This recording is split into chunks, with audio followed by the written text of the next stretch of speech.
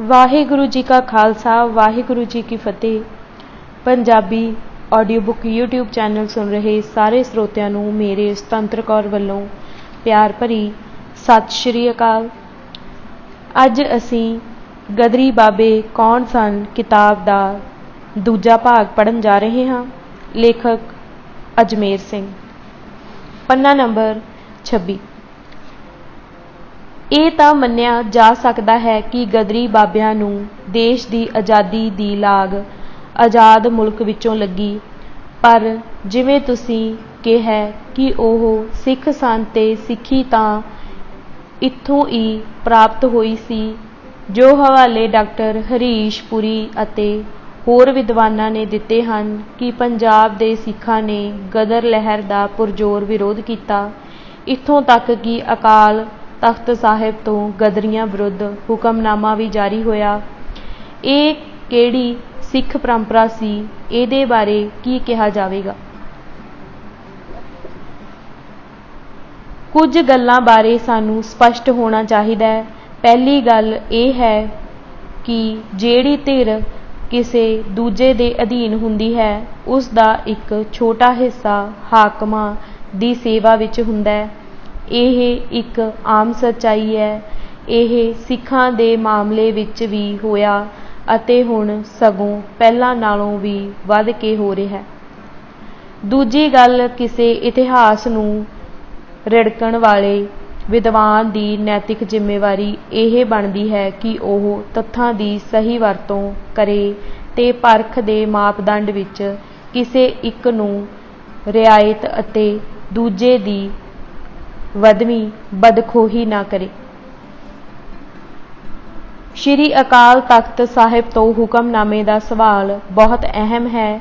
ਸ਼੍ਰੀ ਅਕਾਲ ਤਖਤ ਸਾਹਿਬ ਨੂੰ ਲੈ ਕੇ ਸਿੱਖੀ ਦੇ ਦੁਸ਼ਮਣਾਂ ਦੋਸਤਾਂ ਦੀ ਪਛਾਣ ਬਹੁਤ ਸੌਖੀ ਹੋ ਜਾਂਦੀ ਹੈ। ਜਿਵੇਂ 1984 ਵਿੱਚ ਸ਼੍ਰੀ ਅਕਾਲ ਤਖਤ ਸਾਹਿਬ ਉੱਤੇ ਹੋਏ ਹਮਲੇ ਨੇ ਇਹਦੇ ਦੁਸ਼ਮਣਾਂ ਅਤੇ ਪੈਰੋਕਾਰਾਂ ਬਾਰੇ ਕੋਈ ਓਹਲਾ ਨਹੀਂ ਰਹਿਣ ਦਿੱਤਾ। ਸਿੰਘ ਸਭਾ ਲਹਿਰ ਵੱਲੋਂ ਦਰਬਾਰ ਸਾਹਿਬ ਨੂੰ ਮੁਕਤ ਕਰਾਉਣ ਤੋਂ ਪਹਿਲਾਂ ਇੱਥੇ ਹਿੰਦੂ ਮਹੰਤਾਂ ਅਤੇ ਅੰਗਰੇਜ਼ਾਂ ਦਾ ਕਬਜ਼ਾ ਸੀ। ਜਿੰਨਾ ਜ਼ੋਰ ਅੰਗਰੇਜ਼ਾਂ ਨੇ ਸ਼੍ਰੀ ਦਰਬਾਰ ਸਾਹਿਬ ਉੱਪਰ ਕਬਜ਼ੇ ਲਈ ਲਾਇਆ ਹੋਇਆ ਸੀ, ਉਸ ਤੋਂ ਵੀ ਵੱਧ ਜ਼ੋਰ ਬ੍ਰਾਹਮਣੀ ਧਿਰਾਂ ਨੇ ਲਾਇਆ ਹੋਇਆ ਸੀ। ਸਾਡੇ ਲਈ ਇਹ ਗੱਲ ਬੜੀ ਅਹਿਮ ਹੈ ਕਿ ਜਿਸ ਦਿਨ 12 ਅਕਤੂਬਰ 1920 ਖਾਲਸਾ ਪੰਥ ਨੂੰ ਸ਼੍ਰੀ ਦਰਬਾਰ ਸਾਹਿਬ ਦੀ ਸੇਵਾ ਹਾਸਿਲ ਹੋਈ, ਉਸੇ ਦਿਨ ਸਭ ਤੋਂ ਪਹਿਲਾਂ ਗੁਰਮਤਾ, ਜੋ ਸੱਚਮੁੱਚ ਗੁਰਮਤਾ ਸੀ, ਗਦਰੀਆਂ ਬਾਰੇ ਹੀ ਸੀ। ਇਹ ਵਿਸ਼ਾਲ ਭਰੇ ਇਕੱਠ ਵਿੱਚ ਜਥੇਦਾਰ ਕਰਤਾਰ ਸਿੰਘ ਝੱਬਰ ਵੱਲੋਂ ਗਦਰੀਆਂ, ਉਹ ਬਜਬਜ ਘਾਟ ਵਾਲੇ ਕਹਿੰਦਾ ਹੈ, ਦੇ ਰਹਿਤ ਵਿੱਚ ਪਰਪੱਕ ਹੋਣ ਬਾਰੇ ਦਿੱਤੀ ਗਈ ਦਿਲ ਧੂਮੀ ਤਕਰੀਰ ਮਗਰੋਂ ਪੇਸ਼ ਕੀਤਾ ਗਿਆ। ਜਿਹੜਾ ਅਕਾਲ ਤਖਤ ਦਾ ਗਦਰੀਆਂ ਵਿਰੁੱਧ ਹੁਕਮਨਾਮਾ ਕਿਹਾ ਜਾ ਰਿਹਾ ਹੈ, ਉਹ ਸਰਬਰਾਹ ਅਰੂੜ ਸਿੰਘ ਦੀ ਅੰਗਰੇਜ਼ਾਂ ਦੇ ਆਖੇ ਕੀਤੀ ਗਈ ਬਿਆਨਬਾਜ਼ੀ ਸੀ। ਅੰਗਰੇਜ਼ਾਂ ਆਖੇ ਲੱਗ ਕੇ ਅਰੂੜ ਸਿੰਘ ਅਤੇ ਸਾਥੀ ਪੁਜਾਰੀਆਂ ਦੇ ਬਿਆਨ ਅਤੇ ਇਹਨਾਂ ਪੁਜਾਰੀਆਂ ਨੂੰ ਭਜਾਉਣ ਮਗਰੋਂ ਜੁੜੀ ਸੰਗਤ ਵੱਲੋਂ ਕੀਤੇ ਗੁਰਮਤੇ ਦਾ ਫਰਕ ਹੈ। ਕਿਸੇ ਆਮ ਬੰਦੇ ਨੂੰ ਘੱਟ ਪਤਾ ਹੋ ਸਕਦਾ ਹੈ ਜਾਂ ਨਹੀਂ ਵੀ ਹੋ ਸਕਦਾ, ਪਰ ਇੱਕ ਵਿਦਵਾਨ ਵੱਲੋਂ ਐਡੀ ਕੁਤਾਹੀ ਜੋ ਕਿਸੇ ਧਰਮ ਕੌਮ ਦੀ ਸ਼ਾਨ ਨੂੰ ਵੱਟਾ ਲਾਉਣ ਵਾਲੀ ਹੋਵੇ, ਇਹ ਗੈਰ ਮਾਮੂਲੀ ਵਰਤਾਰਾ ਹੈ। ਗਦਰੀਆਂ ਦੀ ਉਸ ਸਮੇਂ ਖਾਲਸਾ ਪੰਥ ਵਿੱਚ ਕਿਤਨੀ ਇੱਜ਼ਤ ਸੀ, ਇਸ ਦਾ ਵੇਰਵਾ ਕਾਮਰੇਡ ਜਗਜੀਤ ਸਿੰਘ ਆਨੰਦ ਨੇ ਆਪਣੇ ਪਿਤਾ ਦੇ ਹਵਾਲੇ ਨਾਲ ਦਿੱਤਾ ਹੈ ਕਿ ਜਦੋਂ ਦੋ ਅਕਾਲੀ ਧੜਿਆਂ ਵਿੱਚ ਸ਼੍ਰੋਮਣੀ ਕਮੇਟੀ ਦੀਆਂ ਚੋਣਾਂ ਨੂੰ ਲੈ ਕੇ ਮਤਭੇਦ ਹੋ ਗਿਆ ਤਾਂ ਸਾਲਸ ਵਜੋਂ ਗਦਰੀ ਬਾਬਾ ਸੋਹਣ ਸਿੰਘ ਭਕਨਾ ਨੂੰ ਬੁਲਾਇਆ ਗਿਆ ਤੇ ਉਸ ਨੇ 100 ਬੰਦਿਆਂ ਦੇ ਨਾਂ ਸ਼੍ਰੋਮਣੀ ਕਮੇਟੀ ਦੇ ਮੈਂਬਰਾਂ ਵਜੋਂ ਪੇਸ਼ ਕੀਤੇ, ਜਿਹੜੇ ਬਿਨਾਂ ਮੁਕਾਬਲੇ ਚੁਣੇ ਗਏ। ਆਗੂਆਂ ਤੋਂ ਲੈ ਕੇ ਆਮ ਸਿੱਖਾਂ ਤੱਕ ਉਹਨਾਂ ਦੇ ਸਤਿਕਾਰ ਦੀ ਇਸ ਤੋਂ ਵੱਡੀ ਹੋਰ ਮਿਸਾਲ ਕੀ ਹੋ ਸਕਦੀ ਹੈ, ਜਿਨ੍ਹਾਂ 'ਤੇ ਇਹ ਦੋਸ਼ ਲਾਇਆ ਜਾ ਰਿਹਾ ਹੈ ਕਿ ਉਹਨਾਂ ਨੇ ਹਕੂਮਤ ਦੇ ਹੱਕ ਵਿੱਚ ਗਦਰੀਆਂ ਨੂੰ ਫੜਿਆ ਜਾਂ ਫੜਾਇਆ। ਹਾਂ, ਹਰ ਸਮਾਜ ਵਿੱਚ ਵੀ ਕੁਝ ਲੋਕ ਹੁੰਦੇ ਨੇ ਜੋ ਹਕੂਮਤ ਨਾਲ ਮਿਲ ਕੇ ਚੱਲਦੇ ਨੇ।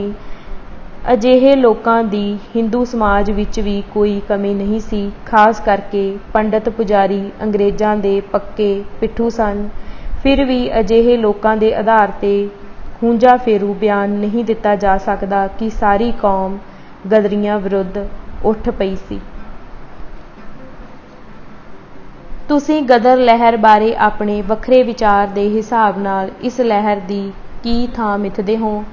ਉਹਨਾਂ ਦੀ ਰਣਨੀਤੀ, ਉਹਨਾਂ ਦਾ ਨਿਸ਼ਾਨਾ, ਉਹਨਾਂ ਦੀ ਜਥੇਬੰਦਕ ਯੋਗਤਾ, ਉਹਨਾਂ ਦਾ ਪਿਛਲਿਆਂ 'ਤੇ ਪ੍ਰਭਾਵ, ਇਹ ਸਾਰੇ ਨੁਕਤਿਆਂ ਦੀ ਕਿਸ ਤਰਤੀਬ ਵਿੱਚ ਕਿੰਨੀ ਕੁ ਅਹਿਮੀਅਤ ਸਮਝਦੇ ਹੋ? ਇਸ ਤਰ੍ਹਾਂ ਲਹਿਰ ਦਾ ਤੱਤ ਨਿਚੋੜ ਕੱਢਣ ਦਾ ਕੰਮ ਕਾਹਲੀ ਵਾਲਾ ਹੋਏਗਾ। ਜਿਹੜੀਆਂ ਇੱਕ ਦੋ ਗੱਲਾਂ ਇਸ ਮਾਮਲੇ ਵਿੱਚ ਵੇਖਣ ਵਾਲੀਆਂ ਹਨ ਕਿ ਆਮ ਤੌਰ 'ਤੇ ਜਦੋਂ ਲਹਿਰਾਂ ਦਾ ਮੁਲਾਂਕਣ ਕੀਤਾ ਜਾਂਦਾ ਹੈ ਤਾਂ ਜ਼ਿਆਦਾ ਜ਼ੋਰ ਇਹਨਾਂ ਗੱਲਾਂ 'ਤੇ ਦਿੱਤਾ ਜਾਂਦਾ ਹੈ ਕਿ ਵਿਚਾਰਧਾਰਕ ਤੌਰ 'ਤੇ ਇਹ ਕਿੰਨਾ ਕੁ ਸਪਸ਼ਟ ਸਨ, ਉਹਨਾਂ ਦਾ ਨਿਸ਼ਾਨਾ ਉਹਨਾਂ ਨੂੰ ਕਿੰਨਾ ਕੁ ਸਾਫ਼ ਸੀ, ਜਾਂ ਹੋਰ ਕਈ ਗੱਲਾਂ ਜਿਵੇਂ ਤੁਸੀਂ ਕਿਹਾ। ਪਹਿਲਾਂ ਤਾਂ ਇਹ ਵਿਚਾਰਧਾਰਾ ਵਾਲਾ ਨੁਕਤਾ ਮਸਾਂ 2-4% ਲੋਕਾਂ 'ਤੇ ਲਾਗੂ ਹੋ ਸਕਦਾ ਹੈ। ਦੁਨੀਆ ਵਿੱਚ ਅਜਿਹੀ ਕੋਈ ਲਹਿਰ ਨਹੀਂ ਲੱਭਣੀ ਜਿਹਦੇ ਹਿੱਸੇਦਾਰਾਂ ਨੂੰ ਸਿਰਫ ਵਿਚਾਰਧਾਰਾ ਨੇ ਖਿੱਚਿਆ ਹੋਵੇ। ਚਾਹੇ ਤੁਸੀਂ ਮਾਰਕਸੀ ਲਹਿਰ ਨੂੰ ਵੇਖ ਲਓ। 70ਵਿਆਂ ਵਿੱਚ ਜਦੋਂ ਨਕਸਲਬਾੜੀ ਲਹਿਰ ਦੇ ਖਿਲਾਫ ਪ੍ਰਚਾਰ ਸ਼ੁਰੂ ਹੋਇਆ ਤਾਂ ਵਿਰੋਧੀਆਂ ਵੱਲੋਂ ਇਸ ਤਰ੍ਹਾਂ ਦੇ ਲੇਖ ਆਏ ਕਿ ਅਸੀਂ ਜਾ ਕੇ ਗੁਰੀਲਿਆਂ ਨਾਲ ਮੁਲਾਕਾਤ ਕੀਤੀ। ਉਹਨਾਂ ਨੇ ਮਾਰਕਸ ਦੀ ਕੈਪੀਟਲ ਕਿਤਾਬ ਨਹੀਂ ਪੜ੍ਹੀ ਸੀ, ਉਹਨਾਂ ਨੂੰ ਦਸਵੰਧਵਾਦੀ ਫਲਸਫੇ ਦੀ ਸਮਝ ਨਹੀਂ ਸੀ, ਆਦਿ। ਹੁਣ ਖਾੜਕੂ ਲਹਿਰ ਬਾਰੇ ਵੀ ਲੋਕਾਂ ਨੇ ਇੱਦਾਂ ਹੀ ਲਿਖਿਆ ਕਿ ਉਹਨਾਂ ਨੇ ਗੁਰਬਾਣੀ ਨਹੀਂ ਸੀ ਪੜ੍ਹੀ, ਉਹਨਾਂ ਨੂੰ ਸਿੱਖ ਇਤਿਹਾਸ ਦੀ ਫਲਾਣੀ ਗੱਲ ਪਤਾ ਨਹੀਂ ਸੀ, ਉਹਨਾਂ ਨੂੰ ਖਾਲਿਸਤਾਨ ਦੀ ਰੂਪ ਰੇਖਾ ਬਾਰੇ ਕੋਈ ਗਿਆਨ ਨਹੀਂ ਸੀ। ਜਦੋਂ ਲੋਕ ਲੜਦੇ ਨੇ, ਜ਼ਰੂਰੀ ਨਹੀਂ ਕਿ ਸਭ ਕੁਝ ਪਹਿਲਾਂ ਪਤਾ ਹੋਵੇ। ਮਨੁੱਖ ਬਹੁਤਾ ਕੁਝ ਤਜਰਬੇ ਵਿੱਚੋਂ ਹੀ ਸਿੱਖਦਾ ਹੈ। ਬੰਗਾਲੀ ਜਿਹੜੇ ਗਦਰੀਆਂ ਤੋਂ ਪਹਿਲਾਂ ਹਥਿਆਰਬੰਦ ਲੜਾਈ ਸ਼ੁਰੂ ਕਰ ਚੁੱਕੇ ਸਨ ਅਤੇ ਬਿਹਤਰ ਤਰੀਕੇ ਨਾਲ ਜਥੇਬੰਦ ਸਨ, ਉਹ ਅੰਗਰੇਜ਼ਾਂ 'ਤੇ ਵਿਰੋਧੀ ਹਮਲੇ ਹੀ ਕਰਦੇ ਰਹੇ। ਉਹਨਾਂ ਨੂੰ ਪੂਰਾ ਰਾਜ ਪਲਟ ਦੇਣ ਦਾ ਸੁਪਨਾ ਨਹੀਂ ਆਇਆ ਕਦੇ। ਜਦੋਂ ਉਹਨਾਂ ਦੇ ਹਿਸਾਬ ਨਾਲੋਂ ਮੂਲੋਂ ਅਨਾੜੀ ਗਦਰੀ ਛਾਉਣੀਆਂ ਵਿੱਚ ਜਾ ਕੇ ਗਦਰ ਦੀ ਤਿਆਰੀ ਕਰਨ ਲੱਗੇ ਤਾਂ ਉਹ ਅਣਮੰਨੀ ਹੈਰਾਨੀ ਨਾਲ ਵੇਖਣ ਲੱਗੇ। ਇਹ ਗੱਲ ਉਹਨਾਂ ਨੂੰ ਅਲੋਕਾਰ ਲੱਗਦੀ ਸੀ। ਤੁਸੀਂ ਰੂਸ ਦੇ ਇਨਕਲਾਬ ਨੂੰ ਵੇਖੋ। ਲੈਲਿਨ ਵਰਗੇ ਵੱਡੇ ਬੰਦੇ ਸਫਲਤਾ ਮਗਰੋਂ ਮੁੱਢਲੇ ਦਿਨਾਂ ਵਿੱਚ ਕਿਵੇਂ ਕੰਮ ਕਰਦੇ ਹਨ, ਕਿਵੇਂ ਦਿਨਾਂ ਤੇ ਘੰਟਿਆਂ ਵਿੱਚ ਕਿੰਨਾ ਕੁਝ ਨਵਾਂ ਸਿੱਖਦੇ ਹਨ ਤੇ ਕਿਵੇਂ ਪੁਰਾਣੀ ਸਮਝਾਂ ਨੂੰ ਤੇਜ਼ੀ ਨਾਲ ਗਲੋਂ ਲਾਹ ਕੇ ਪਰਾਂ ਵਗਾ ਮਾਰਦੇ ਹਨ। ਲਹਿਰਾਂ ਦੇ ਇਤਿਹਾਸ ਨੂੰ ਇਸ ਦ੍ਰਿਸ਼ਟੀਕੋਣ ਤੋਂ ਵੇਖੋਗੇ ਤਾਂ ਸਾਫ਼ ਹੋ ਜਾਏਗਾ ਕਿ ਬਹੁਤਾ ਕੁਝ ਪਹਿਲਾਂ ਤੈਅ ਨਹੀਂ ਹੁੰਦਾ। ਜਿਹੜੀ ਵੀ ਲਹਿਰ ਲੋਕ ਲਹਿਰ ਬਣਦੀ ਹੈ, ਉਹਦੇ ਪਿੱਛੇ ਮੂਲ ਰੂਪ ਵਿੱਚ ਜਜ਼ਬਾ ਕੰਮ ਕਰਦਾ ਹੈ, ਲੋਕਾਂ ਦੀ ਆਪਣੀ ਵਿਰਾਸਤ ਦਾ ਜਜ਼ਬਾ। ਆਪਣੇ ਸਾਂਝੇ ਕੌਮੀ ਕਿਰਦਾਰ ਨਾਲ ਹੀ ਲੋਕ ਮੈਦਾਨ ਵਿੱਚ ਨਿਤਰਦੇ ਨੇ। ਬਹੁਤ ਕੁਝ ਮੌਕੇ 'ਤੇ ਤੈਅ ਹੁੰਦਾ ਹੈ। ਲੰਘੇ ਸਮੇਂ ਮਗਰੋਂ ਅਸੀਂ ਬੜੇ ਆਰਾਮ ਨਾਲ ਨੁਕਸ ਕੱਢ ਦਿੰਦੇ ਹਾਂ। ਜਿਵੇਂ ਹੈਨਰੀ ਕਿਸਿੰਜਰ ਨੇ ਕਿਹਾ ਸੀ ਕਿ ਵਿਦਵਾਨ ਕੋਲ ਸਮਾਂ ਹੁੰਦਾ ਹੈ ਕਿ ਉਹ ਆਪਣੀਆਂ ਧਾਰਨਾਵਾਂ ਨੂੰ ਮੁੜ ਸੋਧ ਸਕਦਾ ਹੈ, ਪਰ ਇੱਕ ਆਗੂ ਕੋਲ ਮੌਕੇ 'ਤੇ ਲਏ ਫੈਸਲੇ ਨੂੰ ਬਦਲਣ ਦੀ ਗੁੰਜਾਇਸ਼ ਨਹੀਂ ਹੁੰਦੀ। ਗਦਰ ਲਹਿਰ ਦਾ ਇਹ ਨੁਕਸ ਕੱਢਣਾ ਕਿ ਉਹਨਾਂ ਦਾ ਰੋਮਦਾਰ ਭਾਵੁਕਤਾ ਸੀ, ਇੱਕ ਤਰ੍ਹਾਂ ਨਾਲ ਇਨਕਲਾਬੀ ਜੰਗ ਬਾਰੇ ਆਪਣੀ ਅਗਿਆਨਤਾ ਪ੍ਰਗਟ ਕਰਨਾ, ਜਾਂ ਫਿਰ ਮਨ ਅੰਦਰ ਉਸ ਵਿਰਾਸਤ ਬਾਰੇ ਕੋਈ ਔਖ ਦੱਬੀ ਪਈ ਹੈ ਜਿਸ ਤੋਂ ਉਹ ਸੇਧ ਲੈਂਦੇ ਹਨ। ਜੇ ਕੋਈ ਮਾਰਕਸੀ ਨਜ਼ਰੀਏ ਤੋਂ ਕਿਸੇ ਲਹਿਰ ਦਾ ਲੇਖਾ ਜੋਖਾ ਕਰੇ ਤਾਂ ਕੀ ਇਹ ਜ਼ਰੂਰੀ ਏ ਕਿ ਉਹ ਵਿਰਾਸਤ ਜਾਂ ਪਛਾਣ ਵਰਗੀਆਂ ਗੱਲਾਂ ਨੂੰ ਮਾਨਤਾ ਦੇਵੇ? ਕ੍ਰਾਂਤੀਆਂ ਕਿਤੇ ਖਲਾਅ 'ਚ ਤਾਂ ਨਹੀਂ ਹੁੰਦੀਆਂ। ਮੈਂ ਤਾਂ ਅਜੇ ਤੱਕ ਨਹੀਂ ਪੜ੍ਹਿਆ ਕਿ ਮਾਰਕਸ, ਲੈਲਿਨ ਜਾਂ ਮਾਓ ਨੇ ਇੱਦਾਂ ਕਿਹਾ ਹੋਵੇ ਕਿ ਵਿਰਾਸਤ ਛੱਡੇ ਬਿਨਾਂ ਇਨਕਲਾਬ ਸੰਭਵ ਹੋ ਸਕਦਾ ਹੈ। ਹਾਂ, ਇਹਦੇ ਉਲਟ ਤੁਹਾਨੂੰ ਬੜੇ ਹਵਾਲੇ ਮਿਲ ਜਾਣਗੇ। ਮਾਓ ਤਾਂ ਗੱਲ ਹੀ ਵਿਰਸੇ ਨਾਲ ਜੁੜਨ ਦੀ ਕਰਦਾ ਹੈ। ਭਲਾ ਬੰਦਾ ਵਿਰਸੇ ਬਿਨਾਂ ਹੈ ਵੀ ਕੀ? ਇਨਕਲਾਬੀ ਵਿਚਾਰਾਂ ਦੀ ਸਾਣ ਕਿਹੜੀ ਚੀਜ਼ ਨੂੰ ਚੜ੍ਹੇਗੀ? ਜਜ਼ਬੇ ਨੂੰ ਹੀ ਚੜ੍ਹੇਗੀ, ਤੇ ਜਜ਼ਬਾ ਬੰਦੇ ਨੂੰ ਆਪਣੀ ਵਿਰਾਸਤ 'ਚੋਂ ਮਿਲਦਾ ਹੈ, ਹੋਰ ਕਿਤੋਂ ਸੰਭਵ ਨਹੀਂ। ਇਸ ਬਾਰੇ ਪ੍ਰੋਫੈਸਰ ਕਿਸ਼ਨ ਸਿੰਘ ਹੋਰਾਂ ਨੇ ਖੂਬ ਲਿਖਿਆ ਹੈ। ਜਿੱਥੋਂ ਤੱਕ ਪਛਾਣ ਦੀ ਗੱਲ ਹੈ, ਕਮਿਊਨਿਸਟ ਇਤਿਹਾਸ ਵਿੱਚ ਕਾਮਰੇਡ ਲੈਨਿਨ ਨੂੰ ਵੇਖੋ। ਜਦੋਂ ਰੂਸ ਵਿੱਚ ਘੱਟ ਗਿਣਤੀਆਂ ਦੀ ਪਛਾਣ ਦਾ ਮਸਲਾ ਉਹਦੇ ਸਾਹਮਣੇ ਆਇਆ ਤਾਂ ਉਹਨੇ ਤੁਰੰਤ ਪਹਿਲੀ ਪੋਜੀਸ਼ਨ ਨੂੰ ਦਰੁਸਤ ਕੀਤਾ। ਇਸ ਮਸਲੇ 'ਤੇ ਉਸਨੇ ਸਟਾਲਿਨ ਤੇ ਬੁਖਾਰਨ ਦੀ ਤਿੱਖੀ ਆਲੋਚਨਾ ਕੀਤੀ ਸੀ। ਇਸ ਸਭ ਕੁਝ ਦੇ ਬਾਵਜੂਦ ਇੱਥੇ ਪੰਜਾਬ ਦੇ ਕਾਮਰੇਡਾਂ ਦਾ ਪੈਂਤੜਾ ਵੇਖ ਲਵੋ। ਮਾਰਕਸੀ ਸਮਝ ਬਾਰੇ ਆਪਾਂ ਰੂਸ ਵਾਲਿਆਂ ਨਾਲ ਕਾਹਨੂੰ ਤੁਲਨਾ ਕਰੀਏ? ਇਸੇ ਮੁਲਕ ਵਿੱਚ ਹੀ ਵੇਖ ਲਓ। ਮੈਂ ਤੁਹਾਨੂੰ ਸਾਡੇ ਵੇਲੇ ਦੀਆਂ ਕੁਝ ਮਿਸਾਲਾਂ ਦਿੰਨਾ, ਜਿਨ੍ਹਾਂ ਤੋਂ ਪ੍ਰੈਕਟੀਕਲ ਮਾਰਕਸੀ ਸਮਝ ਦਾ ਅੰਦਾਜ਼ਾ ਲੱਗ ਜੂਗਾ ਤੇ ਹੁਣ ਦੀ ਸਮਝ ਬਾਰੇ ਤੁਸੀਂ ਆਪੇ ਅੰਦਾਜ਼ਾ ਲਾ ਲਓ। 1984 ਵਿੱਚ ਸ਼੍ਰੀ ਦਰਬਾਰ ਸਾਹਿਬ 'ਤੇ ਹਮਲੇ ਵੇਲੇ ਪੰਜਾਬ ਦੇ ਕਾਮਰੇਡਾਂ ਦੀ ਸਮਝ ਨੇ ਦੱਖਣ ਦੇ ਮਾਓਵਾਦੀਆਂ ਨੂੰ ਹੈਰਾਨ ਪਰੇਸ਼ਾਨ ਕਰ ਦਿੱਤਾ ਸੀ। ਇੱਥੇ ਸਾਡੇ ਨਾਲ ਦੇ ਕਾਮਰੇਡ ਦਰਬਾਰ ਸਾਹਿਬ ਉੱਤੇ ਹਮਲੇ ਤੇ ਬਾਗੋ ਬਾਗ, ਉਧਰ ਦੱਖਣ ਵਾਲੇ ਕਾਮਰੇਡ ਸੰਤਾਂ ਦੇ ਸਤਿਕਾਰ ਵਿੱਚ ਕੰਧਾਂ 'ਤੇ ਲਾਲ ਸਲਾਮ ਲਿਖੀ ਜਾਣ। ਹਮਲੇ ਕਾਰਨ ਸਿੱਖਾਂ ਦੀ ਚਰਚਾ ਬਹੁਤ ਸੀ। ਇਸ ਤਰ੍ਹਾਂ ਮਦਰਾਸ ਦੇ ਇੱਕ ਬਜ਼ੁਰਗ ਕਮਿਊਨਿਸਟ ਆਗੂ ਨੇ ਸਾਡੇ ਇੱਕ ਕਾਮਰੇਡ ਨੂੰ ਗੁਰਬਾਣੀ ਬਾਰੇ ਪੁੱਛ ਲਿਆ। ਸਾਡੇ ਬੰਦੇ ਦੀ ਕੋਰੀ ਨਾ ਸੁਣ ਕੇ ਉਸ ਨੂੰ ਯਕੀਨ ਆ ਜਾਵੇ ਕਿ ਪੰਜਾਬ ਦਾ ਆਗੂ ਕਾਮਰੇਡ ਆਪਣੇ ਵਿਰਸੇ ਤੋਂ ਇੰਨਾ ਟੁੱਟਿਆ ਹੋਇਆ ਹੈ ਕਿ ਉਹਨੇ ਗੁਰੂ ਗ੍ਰੰਥ ਸਾਹਿਬ ਵੀ ਨਹੀਂ ਪੜ੍ਹਿਆ। ਪਰ ਸਾਡੀ ਤਾਂ ਸਾਰਿਆਂ ਦੀ ਇਹੀ ਹਾਲਤ ਸੀ। ਮੇਰੇ ਖਿਆਲ ਵਿੱਚ ਉਹਨੂੰ ਇਹ ਗੱਲ ਪਤਾ ਨਹੀਂ ਸੀ। ਅਸੀਂ ਜਦੋਂ ਇੰਦਰਾ ਗਾਂਧੀ ਦੇ ਕਤਲ ਬਾਰੇ ਅੰਗਰੇਜ਼ੀ ਵਿੱਚ ਬਿਆਨ ਦੇਣਾ ਸੀ ਤਾਂ ਮੈਂ ਭਾਈ ਬੇਅੰਤ ਸਿੰਘ ਤੇ ਸਤਵੰਤ ਸਿੰਘ ਦੇ ਕਾਰਨਾਮੇ ਦੀ ਡੇਰਿੰਗ ਅਟੈਕ ਯਾਨੀ ਕਿ ਇੱਕ ਦਲੇਰਾਨਾ ਹਮਲਾ ਕਹਿ ਕੇ ਪ੍ਰਸ਼ੰਸਾ ਕੀਤੀ ਸੀ।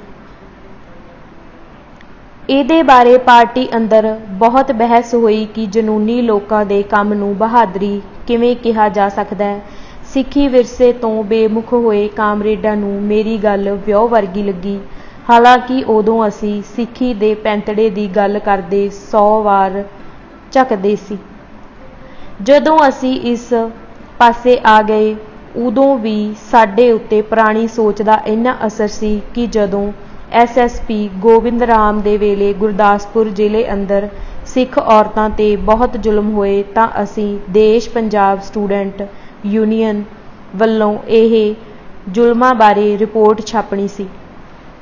ਅਸੀਂ ਪਹਿਲਾਂ ਪੰਜਾਬੀ ਔਰਤਾਂ ਲਫ਼ਜ਼ ਲਿਖਿਆ।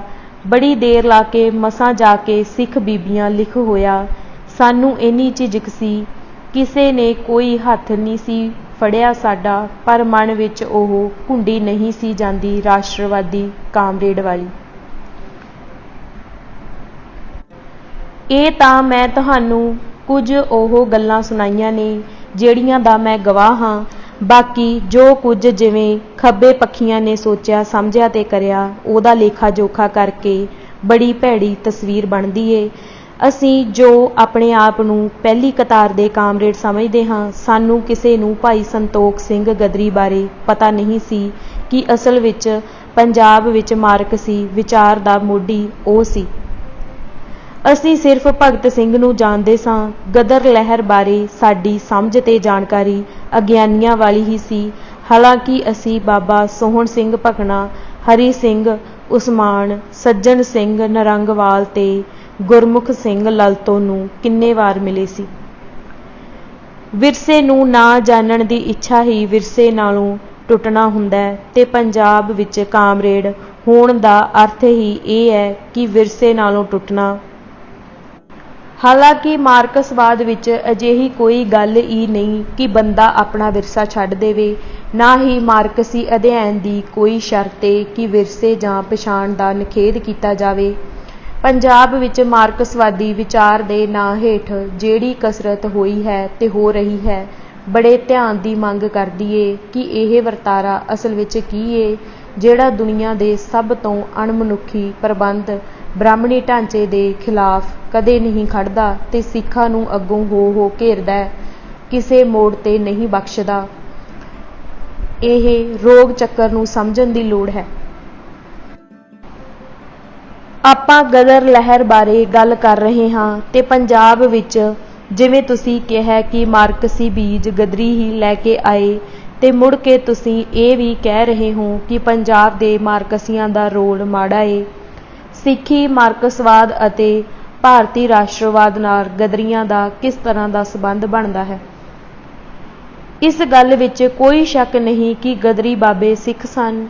ਇਸ ਗੱਲ ਵਿੱਚ ਵੀ ਕੋਈ ਸ਼ੱਕ ਨਹੀਂ ਕਿ ਗਦਰ ਦੀ ਅਸਫਲਤਾ ਤੋਂ ਬਾਅਦ ਉਹਨਾਂ ਚੋਂ ਕੁਝ ਮਾਰਕਸੀ ਵਿਚਾਰ ਨੂੰ ਪੰਜਾਬ ਲਿਆਏ ਤੇ ਇਸ ਦੀ ਮੁੱਢਲੀ ਪ੍ਰੈਕਟਿਸ ਵੀ ਸ਼ੁਰੂ ਕੀਤੀ, ਤੇ ਇਸ ਵਿੱਚ ਵੀ ਕੋਈ ਸ਼ੱਕ ਨਹੀਂ ਕਿ ਬਾਅਦ ਵਿੱਚ ਪੰਜਾਬ ਵਿੱਚ ਬਹੁਤੇ ਮਾਰਕਸੀ ਕਹਾਉਣ ਵਾਲੇ ਲੋਕਾਂ ਦਾ ਰੋਲ ਖਾਸ ਕਰਕੇ ਸਿੱਖੀ ਪ੍ਰਤੀ ਨਾਮੁਖੀ ਰਿਹਾ ਏ।